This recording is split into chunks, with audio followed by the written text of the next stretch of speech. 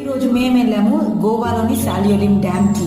డ్యామే కదా, దీని స్పెషాలిటీ ఏంటి అని అనుకోకండి. చాలా చాలా చాలా స్పెషాలిటీ ఉంది దీనికి. ముందుగా ఇది వెళ్ళే దారిలోనైతే మొత్తం పచ్చని పల్లెటూర్లు అండి. గ్రీన్ గ్రీన్ గ్రీన్ గ్రీన్ అనమాట. గ్రీన్ కలర్ తప్ప మనకు వేరే కలర్లు ఏమీ ఎక్కువగా కనిపించవు. అంత అందమైన పల్లెటూర్లు, ఇల్లులు అన్నీ కనిపిస్తాయి. వాటిని మాత్రం మిస్ అవ్వద్దు, బస్సులో పడుకోవద్దు.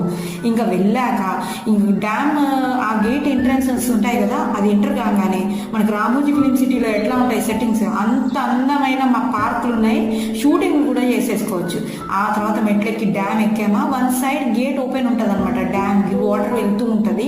ఇది కామనే, కానీ దీంట్లో ఎక్స్ట్రాడినరీ థింగ్ ఏంటంటే ఇంకొక సైడ్ ఆ గేట్ ఏదైతుందో అదైతే కిందకు ఉంటుంది.